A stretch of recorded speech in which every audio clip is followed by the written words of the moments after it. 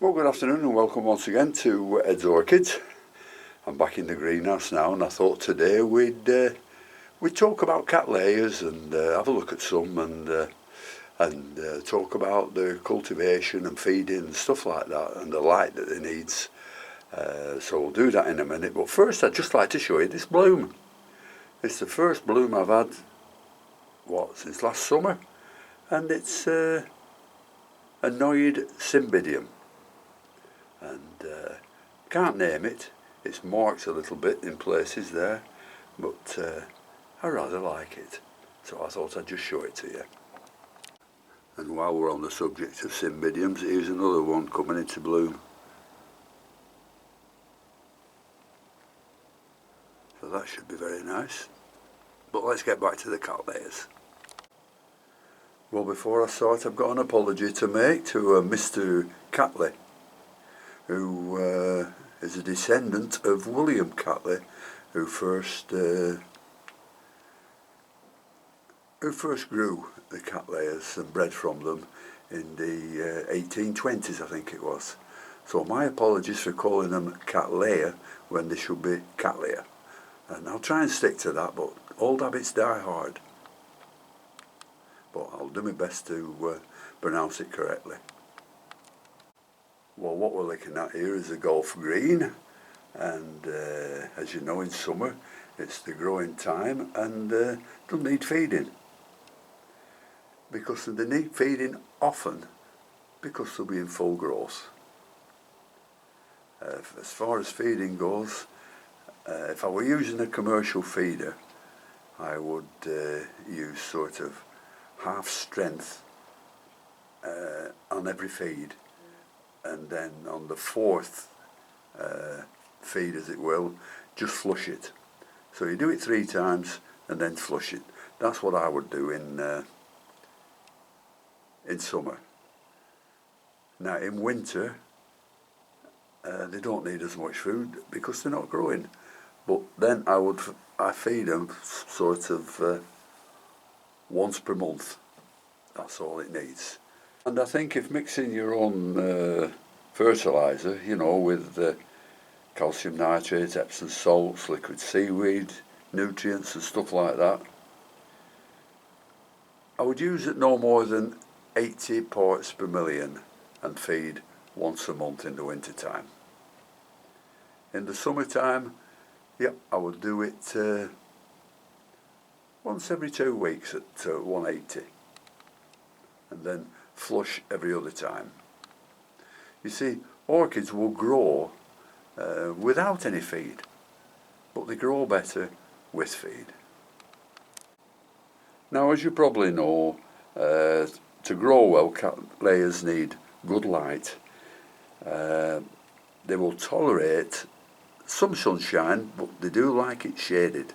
And if you do get sunshine on them, then make sure they've got a good air movement to stop the leaves becoming warm, because like all plants, if leaves do become too warm, they'll stop growing. Now a plant that's growing well should produce 1 or 2 new growths per year, which then develops into a pseudobulb, and from which it will flower on in that 12 months that it starts growing.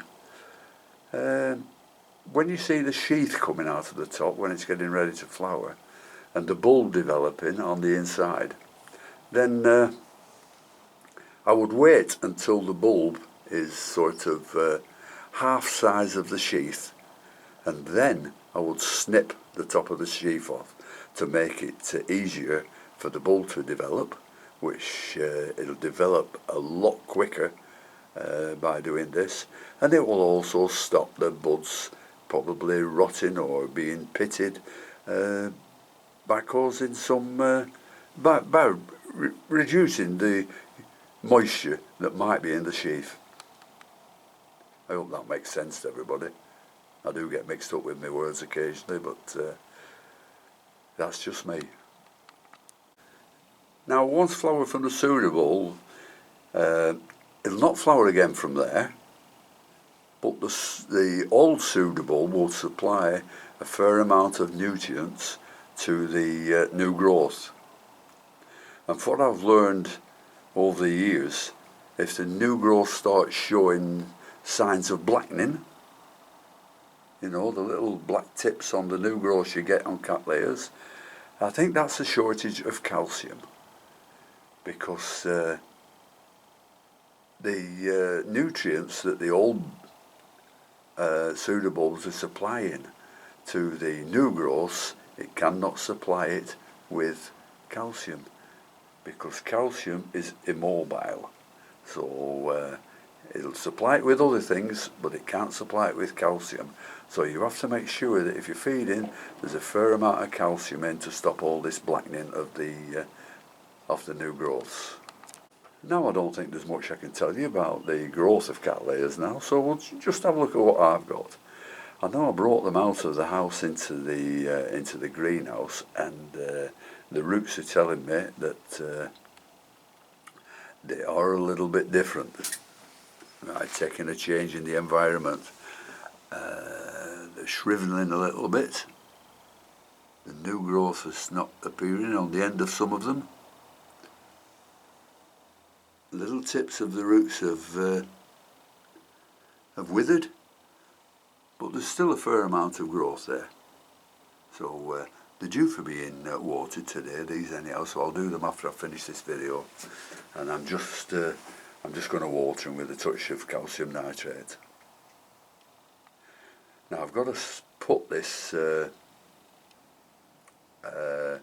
this Mars Hydro LED light that I had them on in the house. I've got to put it on in here somewhere and put the Cattleyas underneath it. They're beautiful. It needs a fantastic amount of light they give out, and they don't give any heat, so you've no need to bother about the leaves warming. So I've got to do that in the next, well, as quickly as I can, but I've got to decide where I've got to hang it from yet. Well, this is the Rhyncholalia Cattleya Pink Empress Dew Shin, and it's just got one new growth here that should flower towards the back end, and they're nice and upright. They're not falling over anywhere. This is what's pretty good about this this breed. You can get some Cattleyas that grow upright, and these are the ones that I'm after, you know, such as the Gulf Greens, the same, and but you do get them spreading out all over the place, and they've become a real menace. So what I'm going to do, like I've done with this one, this was falling all over the place. This is the King of Taiwan. This has got some beautiful new growths on this one. Some nice roots developing.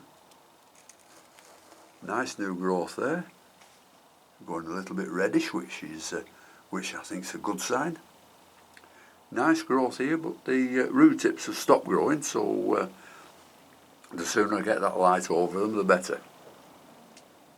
But that's doing very nicely. Beautiful, beautiful blooms on this one. This is the Gulf Green, doing very nicely, another upright grower. It still needs staking and binding to keep it upright, so I'll be doing one of the videos on that in a bit, where I wrap them with the soft aluminium wire and make them grow straight up. Anyhow, that's the Gulf Green, doing very, very nicely. Some nice new growths on it. I'm expecting the sheaths to develop shortly from those new growths, but we can just wait and see and hope the weather gets warmer. Now you see, this is a VLC Cattleya, Mahina Yahiro Ulii, one of my favourites, but this is having a tendency to tip over sideways. He's put a new growth up there, and he's now putting some new roots out, which look very good, but it needs all propping up. We've got a stick here, and need plenty of sticks to fasten it up there, and it'll need, excuse me hand, it'll need to come up there. So this is one plant I'm going to have to really have a go at getting it up straight, or I can just put the new growths up straight and let these sort of do their own thing, but we'll see anyhow when it comes to that. That's Mahina Yahiro Ulei, another beautiful, beautiful bloom, very fragrant. Now this is the Cattleyas Blue Tone African Beauty. No new growth on it yet, but putting out plenty and plenty of roots with nice growing tips on them. One creeping over the edge there. So I'm expecting that to put out some new growth shortly. Hopefully, anyhow. Another one here in need of propping up. This is Rhyncholalia Cattleyas Elegant Dancer Rouge. And it's bred from Donder Michaels and Dark Eyes. Both of them are LCs. This needs propping up, and it's got a few new roots on it, but nothing spectacular happened to it at the moment.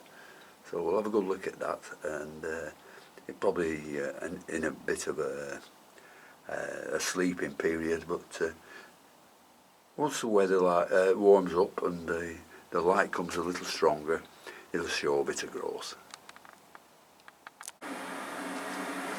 Right, I said I was going to feed them, and feed them I'm going to do. So I've put some oil water in this bucket, and we'll test what it is.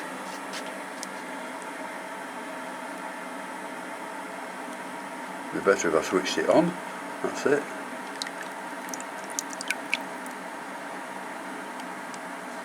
And that is 2 parts per million.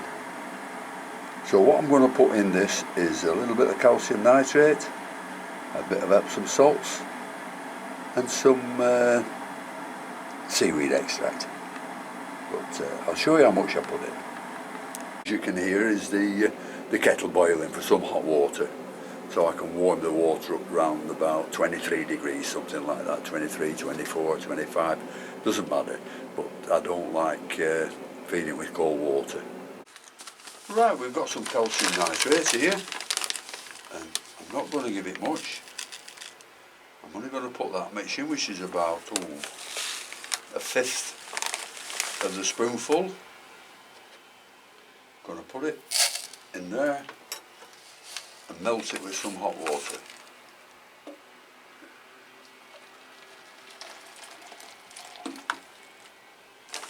There we are. All melted now, so we can put it in there and test what the pH is, what the parts per million are. So I want this round about 100.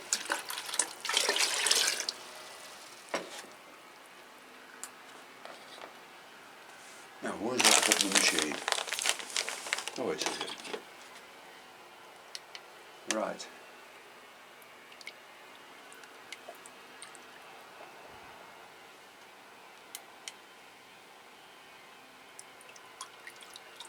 Parts per million is 85. So that should do. I'll leave it at that.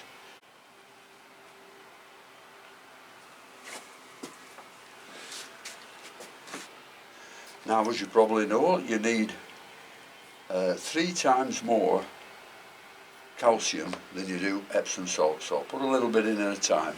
So 3 times more brings it up to about 125, something like that. So we'll see what we bring it up to doing it this way.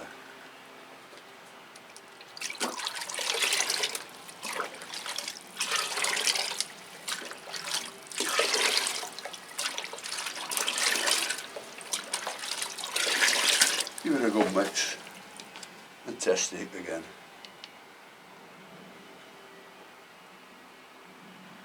That was a good guess. 122. So that's fine. So the next thing we put in is seaweed extract. Nothing more to do now than water it. Now with all the holes being in the side and the roots coming out, I'll just immerse it into the water and then just spread a little bit of moisture over the roots at the top here. I mean, they do like a very, very good watering, and then they love to be dried out afterwards, but they like the watering just as much, so don't skimp on it.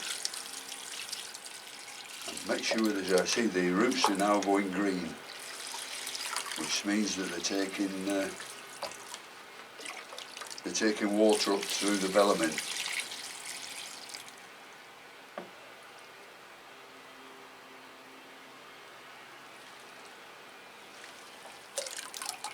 Right, that's one.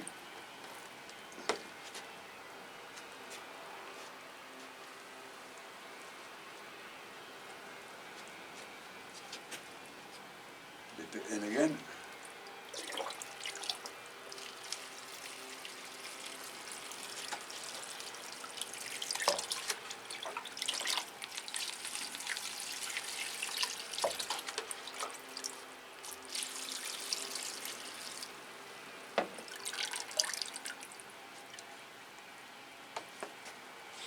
That's two.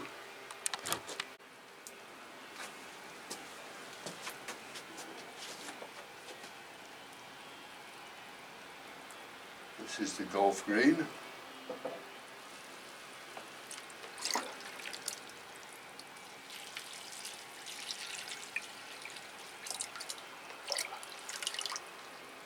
I think parts of this one are a bit deep in the substrate, but that's why I'm not seeing any roots from them. Well, I can see some roots coming out there just a little bit, and you see when you water them, all gone green again. Lovely. What have we got here? What's this little one? This is the loop-torn Cattleyas. There's some very nice growing roots.